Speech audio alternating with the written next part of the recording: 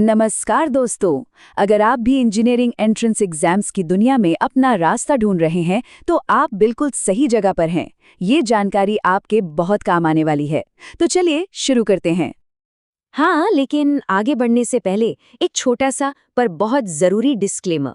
देखिए, हम यहाँ आपकी मदद के लिए सारी जानकारी दे रहे हैं, पर याद रखिएगा, फाइनल डेट्स, एलिजिबिलिटी या डेडलाइंस, इन सब के लिए हमेशा ऑफिशियल वेबसाइट्स ही चेक करनी है। इंजीनियरिंग की तैयारी शुरू करते ही एग्जाम्स की एक लंबी लिस्ट सामने आ जाती है ना? इतने सारे नाम, इतना कंफ्यूजन। अगर आपको भी ऐसा लगता है तो आप अकेले नहीं हैं। ये लगभग हर स्टूडेंट की कहानी है। तो सबसे बड़ा सवाल यही उठता है कि भाई तैयारी करें तो आखिर किन एग्जाम्स की करें। ये एक ऐसा सवाल है जो हर स्टूडेंट और उनके पेरेंट्स को परेशान करता है। आपको शायद ये सुनकर थोड़ा झटका लगे, लेकिन भारत में 25 से भी ज्यादा अलग अलग इंजीनियरिंग एंट्रेंस एग्जाम्स होते हैं। हाँ, बिल्कुल सही सुना, 25 से भी ज्यादा। इससे आप अंदाजा लगा सकते हैं कि ऑप्शंस कितने सारे हैं। लेकिन इतने सारे ऑप्शंस देखकर घबराना नहीं है, बिल्कुल नहीं, क्योंकि इसी कंफ्यूजन को दूर करने और आपको एक क्लियर कट मैप देने के लिए हम यहाँ हैं। देखिए, इस पूरे एग्जाम के जाल को समझने का एक बहुत ही सिंपल सा तरीका है। हम इसे 3 आसान रास्तों या पाथवेज में डिवाइड कर सकते हैं।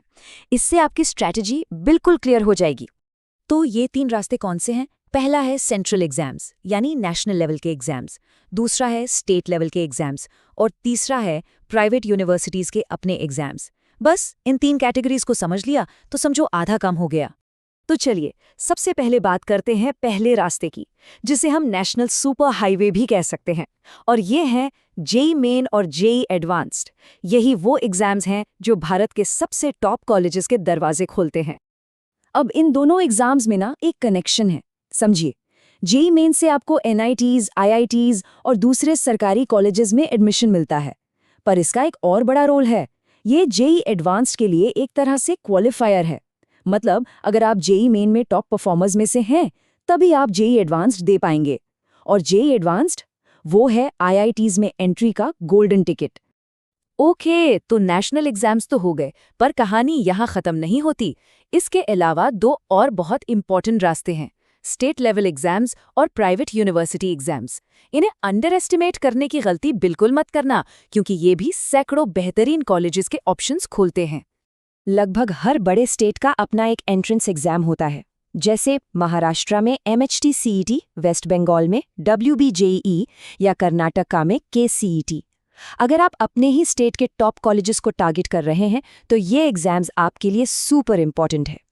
और फिर आते हैं प्राइवेट यूनिवर्सिटीज के एग्जाम्स। बिट्स पिलानी का बिटसैट, विट का वीटीडब्ल्यू, एसआरएम का एसआरएम-जेईई।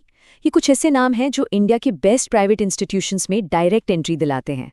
अच्छा, अब ये सारे एग्जाम्स होते कब हैं, इसका एक रफ आइडिया होना बहुत ज़रूरी है। देखिए, एग्जाम का सीजन शुरू हो जाता है जनवरी में जेईई मेन के पहले अटेम्प्ट से, और ये दौर लगभग मई-जून तक चलता है। इस टाइमलाइन को दिमाग में रखने से आपको अपना स्टडी प्लान बनाने में बहुत हेल्प मिलेगी। ठीक है, तो अब आपको एग्जाम्स के बारे में पता चल गया। अब क्या? अब है एक्शन का टाइम। पर किसी भी एग्जाम का फॉर्म भरने से पहले एक प्री फ्लाइट चेकलिस्ट ज़रूर बना लें। मतलब क्या क्या चेक करना है? देखिए, हर एग्जाम के लिए उसकी एलिजिबिलिटी क्राइटेरिया, उसका सिलेबस, पेपर का पैटर्न कैसा होगा, और हाँ, सबसे ज़रूरी, काउंसलिंग प्रोसेस क्या है। ये सारी चीज़ें उस एग्जाम की ऑफिशियल वेबसाइट पर जाकर कंफर्म करनी ही करनी है। याद रखिए, हर एग्जाम का नियम अलग होता है।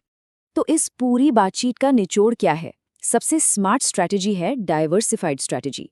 मतलब सिर्फ एक एग्जाम के भरोसे मत बैठिए। एक सेंट्रल एग्जाम जैसे कि जेईई मेन, उसके साथ अपने स्टेट का एग्जाम और 1 या 2 अच्छे प्राइवेट यूनिवर्सिटी के ऑप्शंस। ये कॉम्बिनेशन सबसे बेस्ट है। और हाँ, मैं ये बात फिर से दोहरा रही हूँ क्योंकि ये बहुत बहुत इंपॉर्टेंट है। कोई भी फाइनल डेट हो, डेडलाइन हो या रूल हो, प्लीज़ उसे हमेशा ऑफिशियल एग्जाम वेबसाइट पर ही वेरीफाई करें। तो अब जब आपके सामने ये पूरा मैप बिल्कुल क्लियर है, सवाल ये है कि आप अपनी जर्नी शुरू करने के लिए सबसे पहले कौन सा रास्ता एक्सप्लोर करेंगे। सोचिए, प्लान कीजिए और लग जाइए काम पर।